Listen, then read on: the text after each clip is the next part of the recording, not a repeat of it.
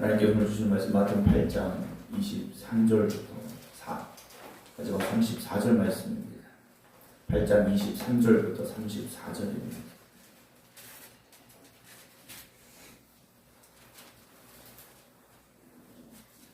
배에 오르심에 제자들이 따랐더니 바다에 큰 물이 일어나 배가 물결에 덮이게 되었을 때 예수께서는 주무시는지라 그 제자들이 나와 깨우며 이르되 주여 구원하소서 우리가 죽겠나이다. 예수께서 이르시되 어찌하여 무서워하느냐 믿음이 작은 자들아 하시고 곧 일어나사 바람과 바다를 꾸짖으시니 아주 잔잔하게 되거늘 그 사람들이 놀랍게 여겨 이르되 이가 어떠한 사람이기에 바람과 바다도 순종하는가 하더라. 또 예수께서 건너편 가다라 지방에 가심에 귀신 들린 자 둘이 무덤 사이에서 나와 예수를 만나니 그들이 몹시 사나워 아무도 그 길로 지나갈 수 없을 지경이더라. 이에 그들이 소리질러 이르되 하나님의 아들이여 우리가 당신과 무슨 상관이 있나이까 때가 이르기 전에 우리를 괴롭게 알고 여기 오셨나이까 하더니 마침 멀리서 많은 돼지떼가 먹고 있는지라. 귀신들이 예수께 간과히 이르되 만일 우리를 쫓아내시려면 돼지떼에 들여 보내 주소서 하니 그들에게 가라 하시니 귀신들이 나와서 돼지에게로 들어가는지라. 온 떼가 비탈로 내리다라 바다에 들어가서 물에서 몰사하거늘 시전자들이 달아나 시내에 들어가 이 모든 일과 귀신 들린 자의 일을 고하니 온 시내가 예수를 만나려고 나가서 보고 그 지방에서 떠나시기를 간구하더라. 아멘. 할렐루야. 하나님의 크신 은혜가 오늘도 믿음으로 주님 앞에 나와 예배드리는 모든 성도 여러분들의 삶 가운데 함께 하시기를 주님의 이름으로 축원합니다. 복음 사경회가 오늘까지 이어지게 됩니다. 오늘 마지막 날 주신 은혜 가운데 사모하는 마음으로 이렇게 해주시기 부탁드립니다. 교회에서 지방 행사를 하면 참 힘드세요. 우리 교회에서 하니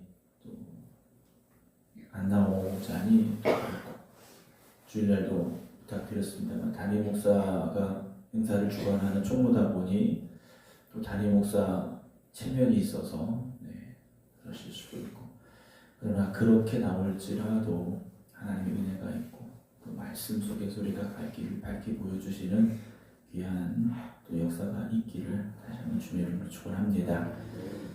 이 지방 행사는 지방 모든 교회들이 이렇게 한마음이 돼서 열심히 해야 되는데 행사를 할 때마다 보면 참 갈수록 어렵구나 하는 생각이 들게 되는 건 어쩔 수 없는 것 같습니다.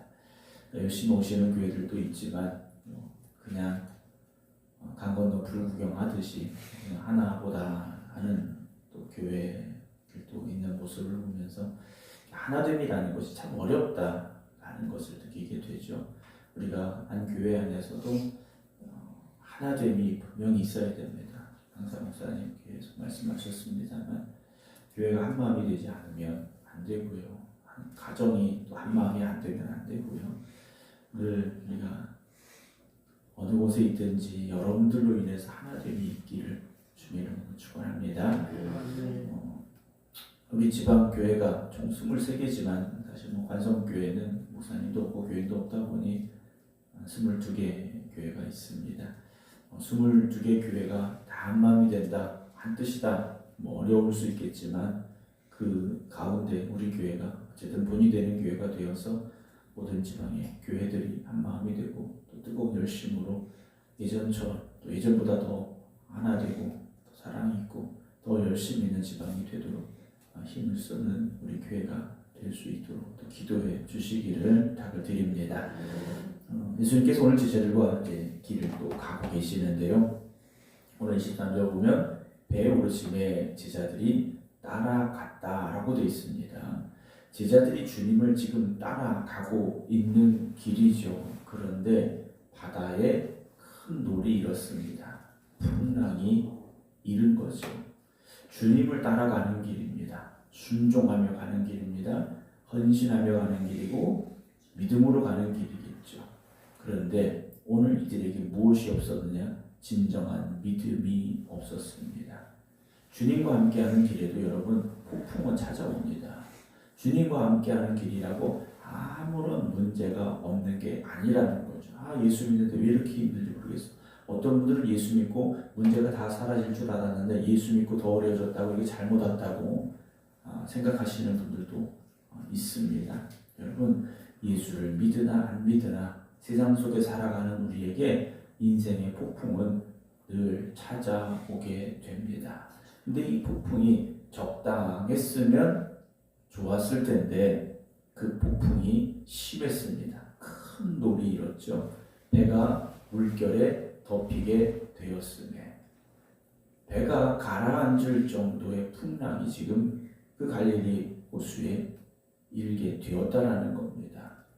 여러분, 우리가 살면서 적당한 어려움 만나면 그렇죠? 인생이 적당히 긴장하고 살아도 되지 않습니까? 그런데 내가 감당할 수 없을 만큼의 문제를 만날 때가 문제라는 거죠.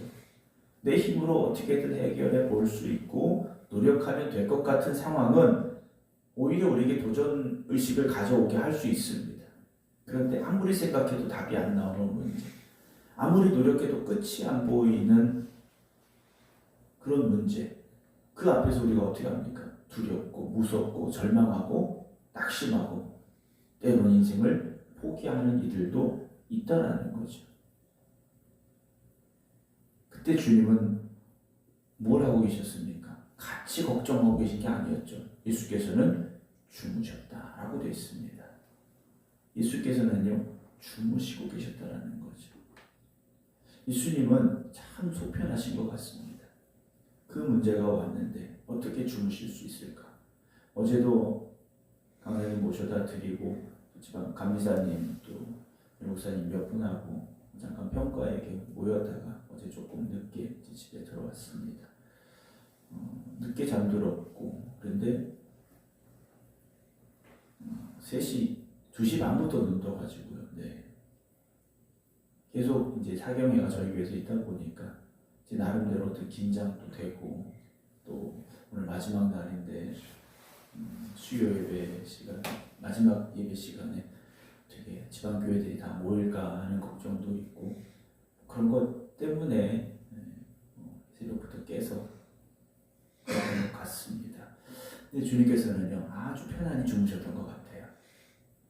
지난밤 여러분들에게는 어떤 밤이었습니까? 편안함으로 주무실 수 있는 밤이었습니까? 아니면 뒤척일 수밖에 없었고 잠을 이룰 수 없는 그런 분도 계셨는지 모르겠죠. 우리의 인생이 그런 것 같습니다. 우리의 삶이 그런 것 같아요. 근데 주님은 참 편안하게 주무셨습니다. 그때 제자들이 예수님을 깨웠죠. 우리는 이 본문을 이미 알고 있습니다. 예수님 주무시고 계시면 배가 어떻게 되겠어? 예수님이 무슨 일 있으면 일어나셨겠지. 예수님 주무시는데 우리 좀 믿음으로 가자. 조금만 지나면 괜찮을 거야. 우리는 이럴 수 있겠다라고 생각하지만 막상 또다시 이 상황이 된다면 우리는요, 이 시절과 똑같을 수밖에 없습니다. 여러분에게 이런 문제가 왔을 때 편안하십니까?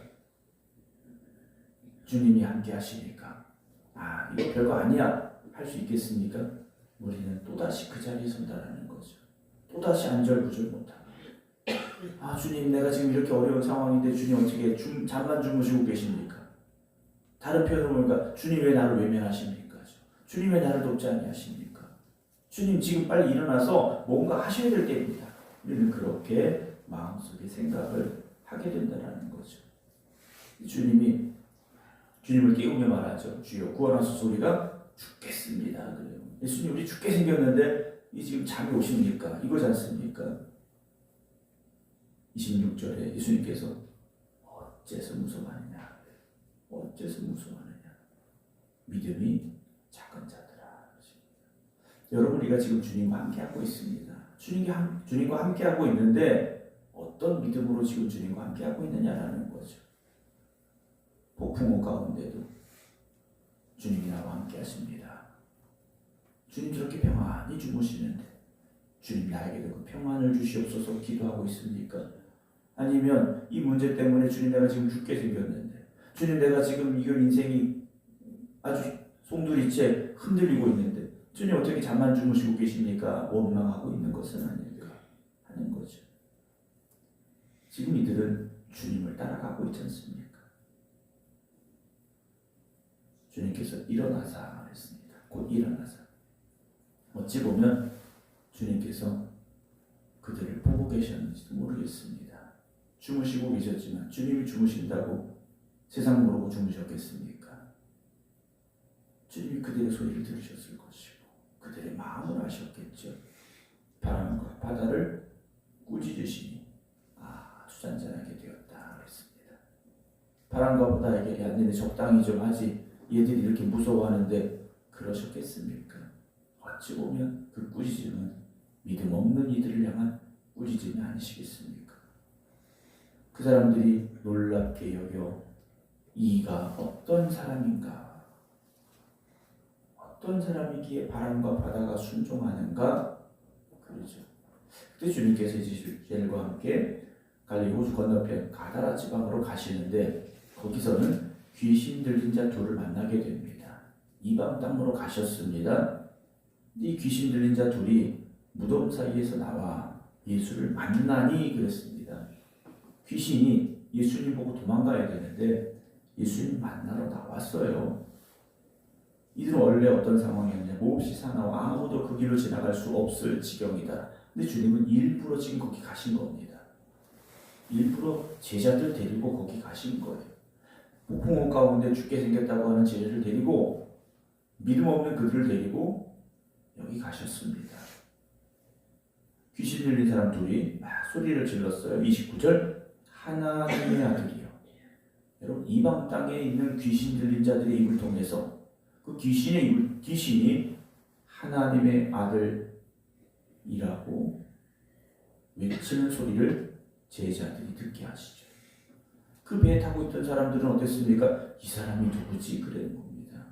이 사람은 어떤 사람이기에 바람과 바다가 순종하는가? 그랬더니 주님께서 귀신의 입을 통하여 정답을 알려주셨습니다. 하나님의 아들이다. 하나님의 아들이다. 우리가 당신과 무슨 상관이 있나이까? 때가 이르기 전에 우리를 괴롭게 하려고 여기 오셨나이까? 그렇죠. 지금 심판이 때가 아직 되지도 않았는데 왜 여기 오셨습니까? 마침 멀리서 많은 돼지떼가 먹고 있는지라 귀신들이 예수께 간거에 이르되 만일 우리를 쫓아내시려면 돼지떼 들여보내 주소서. 그러죠. 예수님께서 가라 하시니 어떻게 됩니까? 귀신도 순종하지 않습니까? 바람과 바다도 순종하고 귀신도 순종했다라는 것. 그런데 우리는 어떻습니까? 주님의 말씀에 순종하고 있는가 하는 거죠. 주님 말씀에 순종하는가? 제자들이요. 주님께서 십자가에 달려 죽으셨지만 부활하시고 그리고 40일 순천하신 이후에 성령 충만 받고 어떻게 합니까? 진짜 순종을 그제서야 하기 시작합니다. 땅 끝까지 이루어내 증인되라는 그 말씀에 순종하여 제자들이요. 세계 곳곳으로 흩어져 복음 전하는 사람들이 되고요. 그들이 어떻게 되느냐? 다 순교자가 됩니다. 이렇게 믿음 없던 자들이요. 무서워 떨던 그들이요. 성령 충만받고 변화되어 목숨도 내려놓고 복음 전하는 순종의 사람들이 되지 않습니까? 사랑하는 성도 여러분, 우리가 지금 어디쯤 와 있을까 한번 생각을 해봅니다. 배에서 두려워하고 떨고 있는 사람들입니까? 예수님의 능력 앞에서 저분이 누구이지 하고 있는 것은 아닙니까? 여러분, 주님이 어떤 분이신지 분명히 깨닫고 고백할 수 있는 저와 여러분들이 되기를 주님의 이름으로 축원합니다. 이 돼지떼가 어떻게 됩니까? 귀신이 들어가니까 얘들이 감당할 수 없어서 바다에 뛰어들었다. 아마 갈릴리 호수로 뛰어들었던 것 같습니다. 돼지가 물속에 들어가니 다 죽었습니다. 33절에 시선자들이 달아나 시내에 들어가 이 모든 일과 귀신 들린 자의 일을 보아니 온 시내가 예수를 만나려고 나가서 보고 그들도 예수 믿었느냐? 그 지방에서 떠나시기를 간구했다라고 되어 있습니다. 그럼 왜 가시라고 했을까요? 그 귀신 들린 사람이 멀쩡해졌지 않습니까? 그 둘이 멀쩡해진 상황이에요. 근데 이들의 눈에 보이는 건 뭡니까? 자신들의 손해, 당장 입은 손해, 앞으로 예상되는 손해. 그 지역에 귀신 들린 사람이 2명밖에 없었겠습니까? 이분이 여기 계시다가는 이 동네에 귀신 들린 사람 다 고치게 되면 우리가 입을 손해가 얼마나 클까? 이들은 이것을 예상했다라는 거죠. 여러분, 예수 믿고 살아간다는 것은, 주님을 믿으며 살아간다는 것은 여러분 손해보기로 결단하지 않으면 갈 수 없는 길입니다. 내가 예수 믿어서 부자가 되고 내가 예수 믿어서 뭔가 성공하고, 여러분 그렇지 않을 수도 있다는 거죠. 그렇지 않을 수도 있습니다. 예수 믿고 복 받으세요. 여러분 그 복이 무엇입니까? 우리는 다 알고 있어요. 그 복이 세상적인 복이 아니라는 거 알고 있습니다. 그러나 여전히 마음 한편에서는 그래, 예수 믿고 내가 주님 말씀 순종하고 주님 따라가면 어느 정도 세상에 복도 있어야지 라고 생각을 하죠. 물론 하나님 여러분들에게 복 주시지 않는다는 건 아닙니다. 필요를 채우시고 때로는 차고 넘치게 주시고요. 여러분 이삭도요, 농사를 지었는데 한 해 농사를 지었는데 몇 배의 소출을 거뒀냐? 100배의 소출을 거뒀습니다. 소득을 얻었다라는 거죠. 하나님께서는요, 주실 때 주실 수 있는 분입니다. 그러나 우리가 그것만 보고 주님을 따라가다가는 실망하고 낙심합니다. 여러분, 오늘 우리는 이 가다라 지방의 사람들처럼 예수님, 귀신 들려 고통당하던 사람 고쳐주신 건 좋은데 저 바다에 빠져 죽은 돼지떼를 보세요. 이럴 수는 없습니다. 그만 떠나가세요 하고 있는 것은 아닐까 하는 것이죠. 사랑하는 성도는, 여러분들에게 예수님은 어떤 분이십니까? 예수님은 어떤 분이십니까? 그리고 나는 주님께 무엇을 요구하고 요청하고 있는가 하는 것이죠. 오늘 우리 인생의 폭풍은 여전히 우리 곁에 머물고 있을 수 있습니다. 그러나 그 폭풍 가운데도 그 배에 함께하고 계시던 주님, 그 주님이 내 인생의 배에 함께하고 계심을 잊지 마시기 바랍니다. 오늘 우리가 주님과 함께하고 있는 길입니다. 여전히 우리는 주님과 함께하고 있습니다. 여러분 주님을 바라보시기 바랍니다. 때로는 예수 믿는다는 것 때문에 우리가 손해봐야 될 때도 있지 않습니까? 아니 그 사람이 먼저 나를 힘들게 했는데, 그 사람이 나를 아프게 했는데, 나를 손해보게 했는데, 여러 가지 상황이 있을 수 있겠죠. 그러나 끝까지 주님만 바라보시기 바랍니다. 여러분 사람 바라보고 세상 바라보면 여러분 우리의 신앙 지키기 어렵습니다. 감사함으로 나갔다가도 감사를 잃어버리고 불평할 수밖에 없죠. 저도 이번 행사를 진행하면서 주실 은혜만 사모해야 되는데 아까 불평했지 않습니까? 지방 모든 교회들이 같이 다 열심히 함께 했으면 좋겠는데 그렇지 않더라. 저도 이렇게 불평하며 살아가지 않습니까? 그러나 우리가 오늘도 다시 한번 주님만 바라보고 주님 말씀에 순종하며 주님과 함께하는 믿음으로만 살아갈 수 있는 우리 모두가 되어지기를 주님의 이름으로 축원합니다. 기도하겠습니다. 이가 어떤 사람인가 말할 수밖에 없었던 제자들, 귀신 들린 자는 고쳐주셨지만 돼지떼가 죽었으니 여기서 떠나십시오 말했던 사람들, 오늘 우리가 이 말씀을 들으며 그 속에서 우리들 자신을 바라보게 됩니다. 오늘 우리가 깨닫게 하시고 회개하게 하시고 다시 결단하게 하여 주시옵소서. 오직 믿음으로 살아가게 하시고 주님만 바라보고 주님만 의지하고 주님의 말씀에 순종하며 주님과 동행할 수 있는 저희를 되게 하여 주시옵소서.